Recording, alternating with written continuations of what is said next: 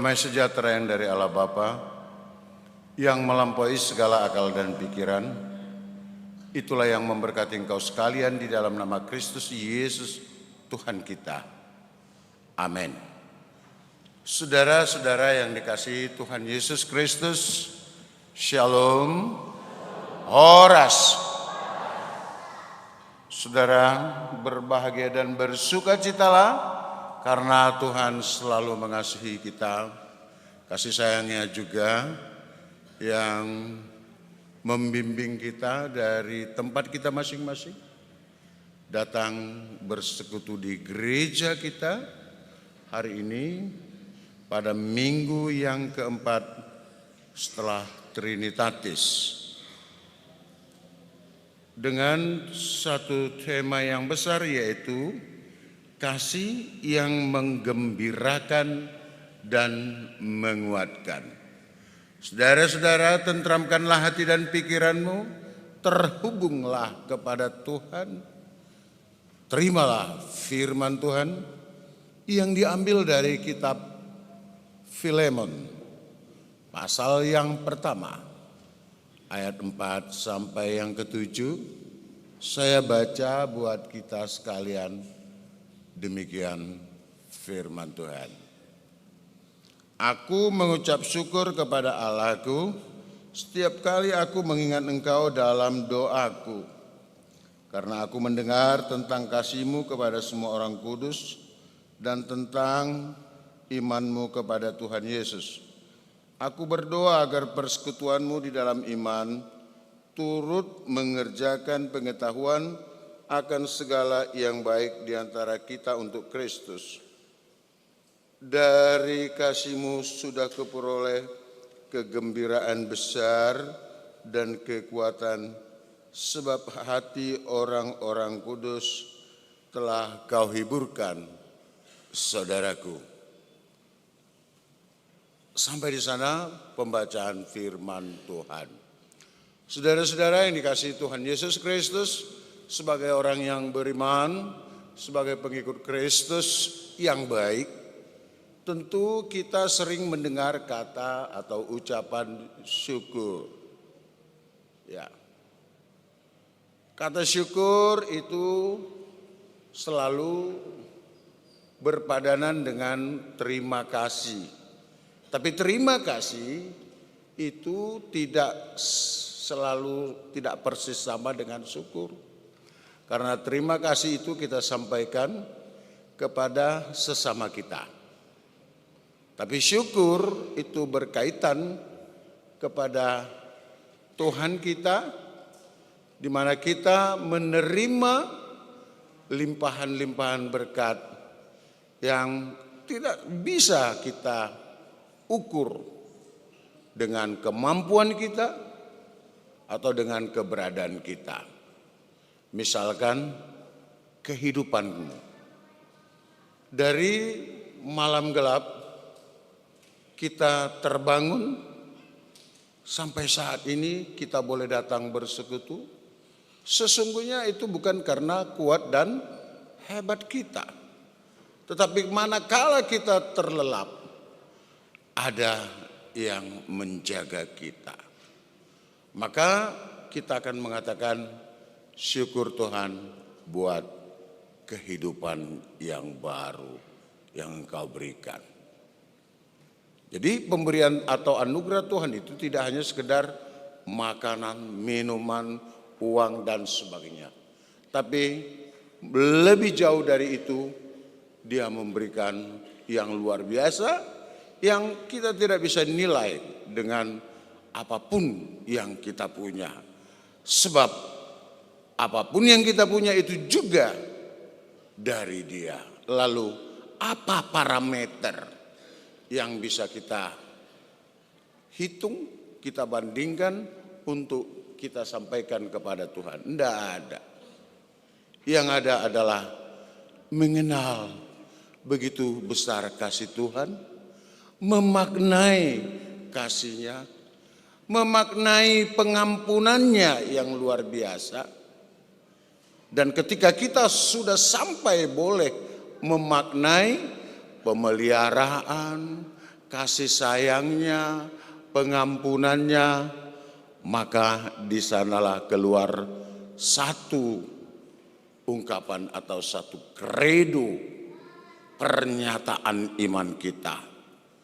Terima kasih Tuhan. Persoalannya itu sering mungkin kita terlalu sering untuk melupakannya. Seolah-olah kalau Tuhan memelihara kita, seolah-olah kalau Tuhan mengasihi kita, itu karena kewajibannya. Lalu kita dengan bebas melakukan apa saja. Nah, ini dulu yang harus kita catat, kita rasakan dalamnya kata syukur itu. Nah, saudara-saudara yang dikasihi Tuhan Yesus Kristus, saat ini kita bertemu dengan Paulus yang didatangi oleh Onesimus, seorang budak Filemon yang lari dari Filemon, lalu dia bertemu dengan Paulus. Diduga Onesimus lari dari Filemon setelah dia melakukan kejahatan. Karena kita tahu bahwa budak adalah milik dari seorang yang mempunyai keberadaan, yang mampu membeli sesamanya untuk dipekerjakan bagi kepentingannya. Memang sangat-sangat tidak baik perbudakan itu. Sangat-sangat mencederai perasaan atau mencederai kasih Tuhan apabila ada di antara kita yang mau melakukan perbudakan atau juga melakukan eksploitasi kepada sesama kita. Saudara-saudara, dalam kehidupan kita sering bertemu dalam kenyataan kehidupan sehari-hari. Lihatlah, ada banyak orang yang mengeksploitasi anak-anak. Lalu dicat seperti warna perak ya. Sering dikenal dengan silver band. Itu dengan sengaja disuruh. Bahkan mungkin oleh orang tuanya. Karena anak-anak kebutuhan mereka belum dalam tahap untuk mencari nafkah, mencari kehidupan. Tapi ada sesuatu yang dia tidak bisa tolak sehingga dia harus terjun untuk mencari kehidupan. Maka dia berhadapan dengan banyak bahaya. Ya. Ada mobil, ada kendaraan yang kencang yang harus mungkin dia hindari. Dan tidak sedikit yang juga mengalami celaka oleh karena itu. Nah, saudara-saudara yang dikasihi Tuhan Yesus, ada banyak perbudakan modern sekarang. Saudara mungkin suka diperbudak oleh seleramu yang mungkin nikmat kita rasa. Dan kita tidak bermaksud untuk melawan perbudakan itu. Misalkan kita begitu selera dengan kehidupan yang berhura-hura. Ya. Ada banyak anak-anak kita, remaja-remaja kita, saya baru pulang untuk men-counseling anak-anak kita yang sedang katek. Mereka banyak sekali dijajah oleh kondisi kita sekarang. Belum waktunya untuk berfoya-foya. Mereka berpoya-poya. Bagaimana caranya? Kita juga nggak tahu. Belum waktunya mereka harus menentang aturan yang baik, menentang orang tuanya, menentang para pembimbingnya. Tapi mereka juga sudah melakukan pertentangan yang seperti itu. Diajar untuk lebih disiplin. Banyak juga yang ingin untuk melakukan tindakan atau perbuatan memanjakan kebebasannya. Lalu kita akan saling menyalahkan. Ini salah siapa? Ini dosa siapa? Ini salah siapa? Ini dosa siapa? Kan gitu ya. Karena apa? Sejatinya kita tidak ingin disalahkan. Sejatinya kita tidak ingin dikatakan sebagai orang berdosa. Tetapi sebagai orang tua atau sebagai opung, benarkah kita telah melakukan pendidikan yang baik bagi anak-anak kita itu? Begitu kan? Apakah tanggung jawab kita sebagai orang tua, sebagai opung, benar-benar kita lakukan pewarisan iman? Apakah itu telah berlangsung dengan baik di tengah-tengah rumah tangga kita?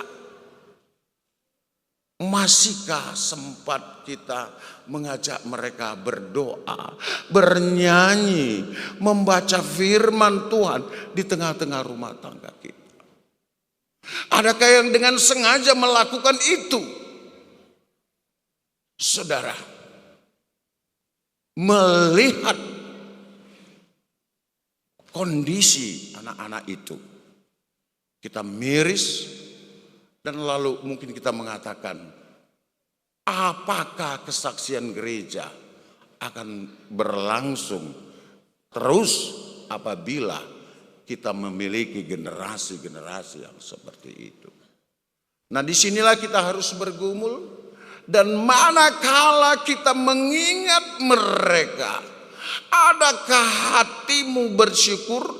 Manakala engkau mengingat anak-anakmu, keturunanmu, adakah engkau mengatakan, Tuhan terima kasih untuk generasi yang seperti ini? Ataukah semua wajar dan biasa-biasa saja, tanpa meninggalkan bekas? Hari ini kita belajar bagaimana seorang rasul ketika Onesimus datang padanya, dan dia adalah seorang budak yang dimiliki oleh Filemon. Saudara, Filemon dengan keberadaan, dengan kekayaannya menurut standar dunia ini, adalah sosok yang harusnya boleh menjadi saluran berkat. Dan puji Tuhan, ketika Paulus berdoa dan mengingat Filemon, hentakan ledakan iman ada di dalam hatinya. Dia bersyukur dan berterima kasih. Filemon, ketika aku berdoa, aku mengingatmu karena aku tahu imanmu yang sungguh luar biasa, yang mau menjadi saluran berkat.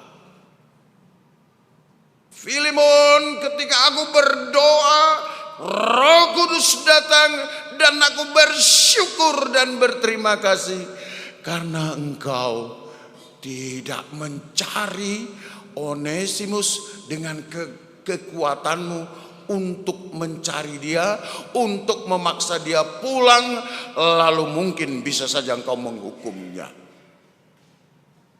Tapi sesuatu yang luar biasa terjadi. Saat Onesimus datang kepada Paulus, dia berubah. Dia mengenalkan dirinya. Dia tahu dia orang bersalah. Dia tahu dia orang berdosa. Dia datang kepada Paulus dan berubah menjadi pengikut Kristus. Saudara, ketika engkau datang kepada Tuhan, kini dan di sini, dalam ibadah-ibadahmu, dalam setiap engkau mengikuti ibadah, apa yang engkau lakukan ketika engkau datang di hadapan Tuhan?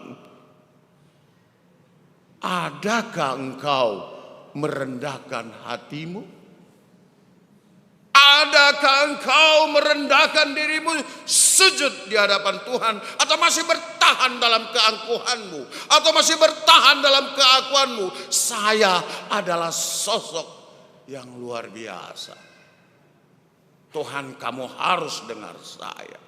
Dan ketika para pewarta firman Tuhan melihat engkau dan mengingat engkau dalam kondisi seperti ini, apakah dia akan berdoa, berterima kasih, bersyukur memiliki sosok yang sepertimu? Itu menjadi pertanyaan. Apa kebanggaan kita?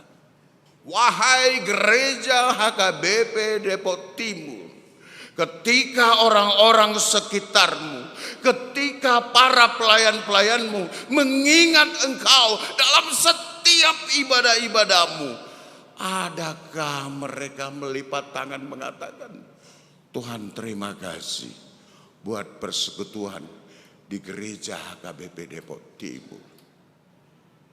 Tuhan terima kasih bagaimana gereja HKBP Depok Timur mau berdoa, mau bersekutu dengan kerendahan hatinya. Tapi cobalah lihat ketika engkau beribadah, adakah hatimu terarah kepada Tuhan?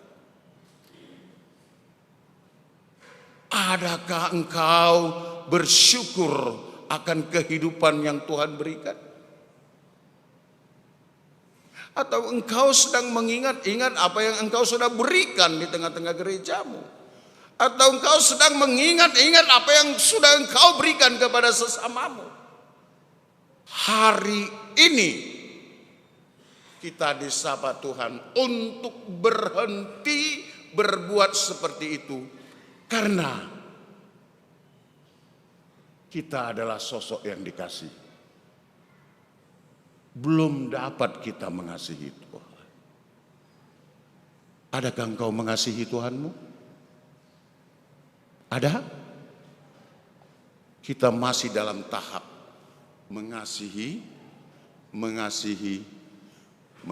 lebih sungguh, karena Tuhan lebih dulu mengasihi kepadamu.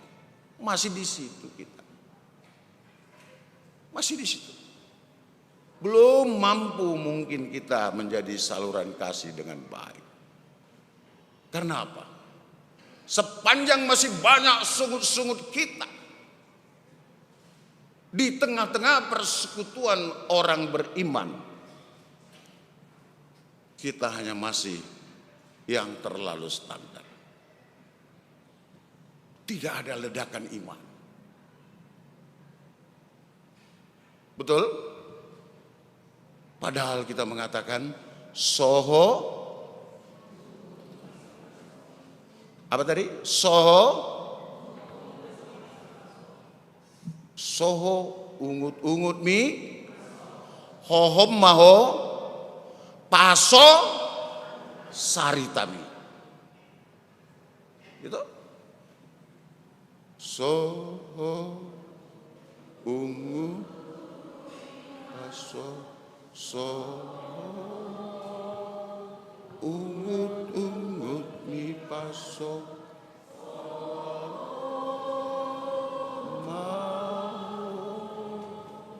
paso sarita. Ya. Bisa saja kita datang ke gereja, melihat mana yang kurang, melihat mana layar ini yang mati, lalu kita mengatakan enabohado bahasa mati. Betul kan? Lalu kita teriakin. Betul ya? Bohado isina bertanggung jawab tuh. Seharusnya itu bisa kita sampaikan dengan pelan. Kira-kira siapa sih petugasnya? Kenapa itu harus mati? Tapi kita suka berteriak, asa dibereng halak. Wah, memang dia sarido iwanate di sini, kan gitu ya.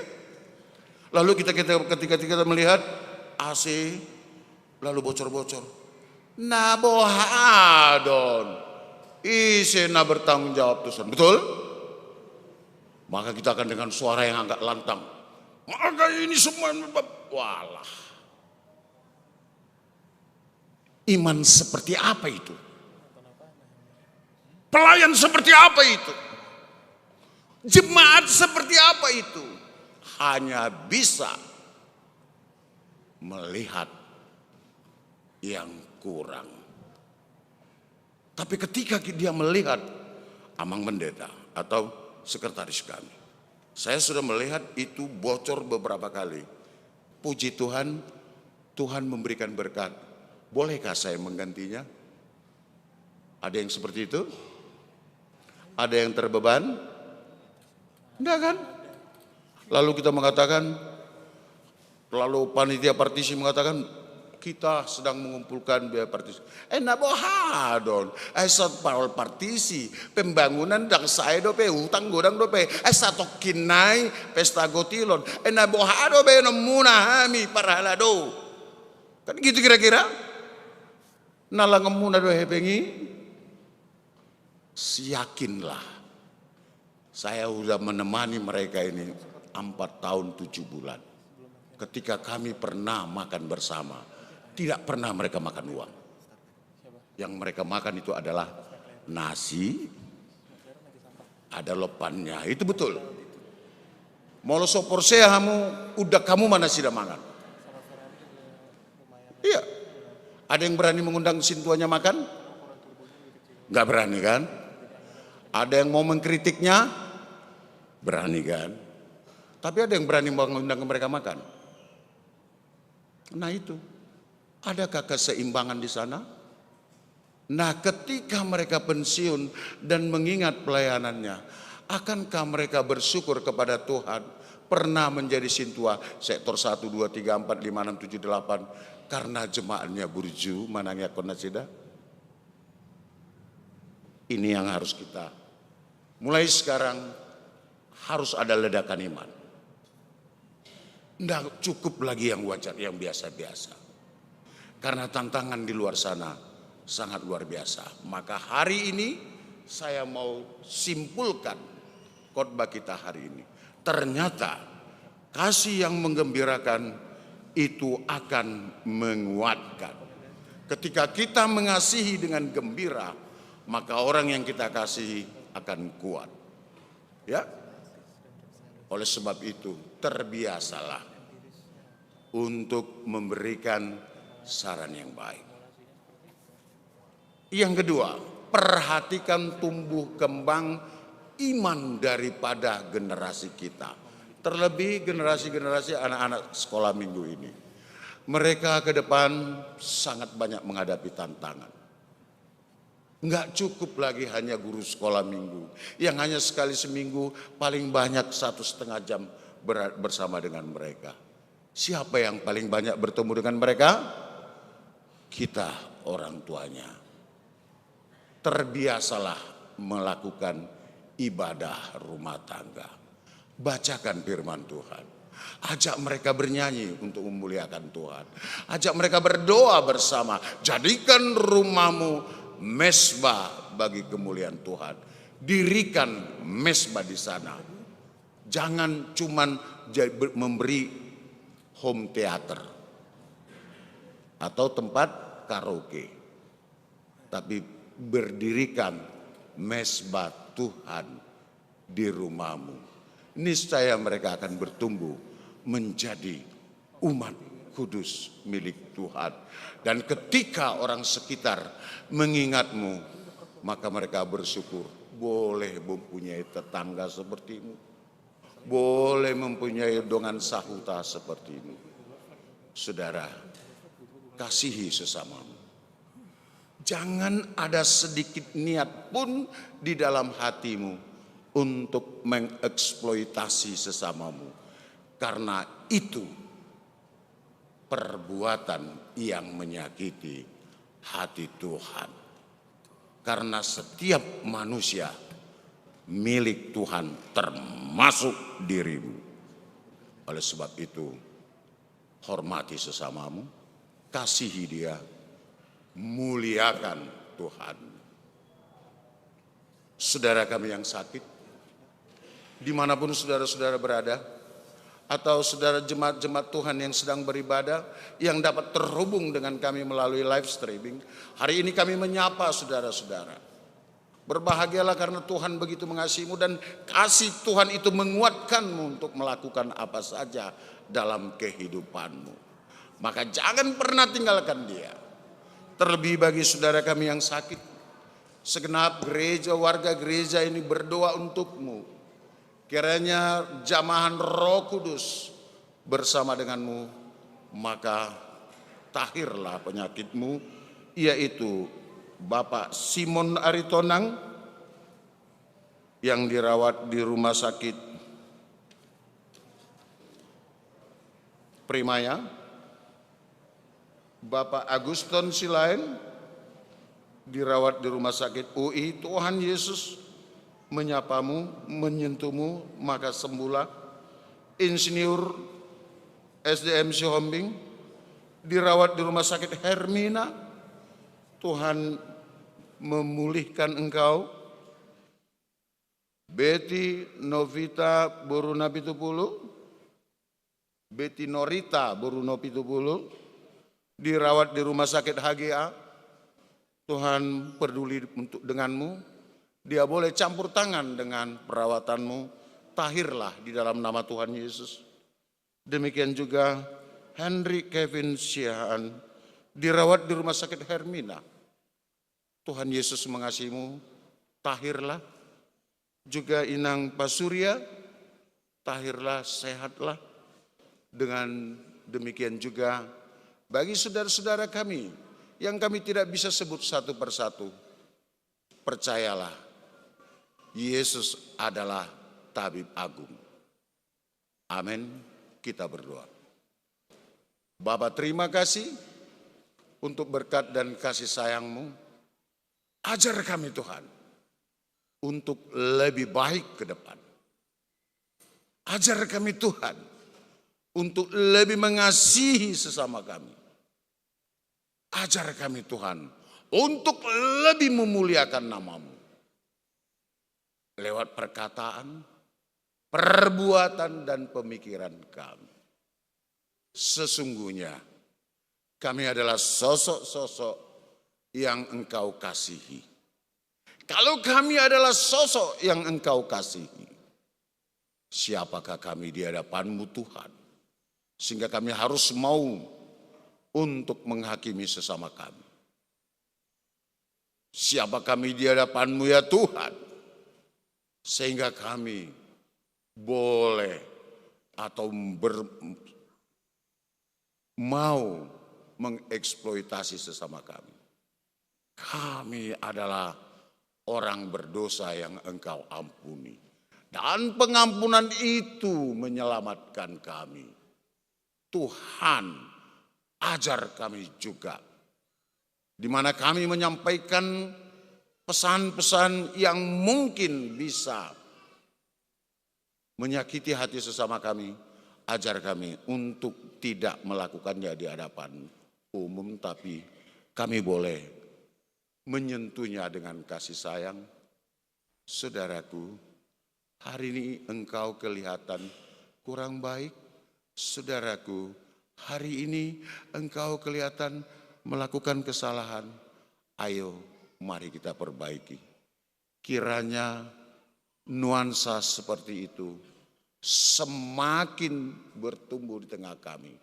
Maka ketika kami saling mengingat, kami boleh bersyukur punya saudara yang saling menguatkan di tengah-tengah persekutuan kami. Oh Bapa di surga, kasihanilah kami. Ampunilah dosa kesalahan kami Bapa. Tolong kami. Sehingga tidak ada satupun di antara umat-Mu ini yang jatuh ke dalam pencobaan. Ampuni dosa kami dan jadilah kehendak-Mu. Amin.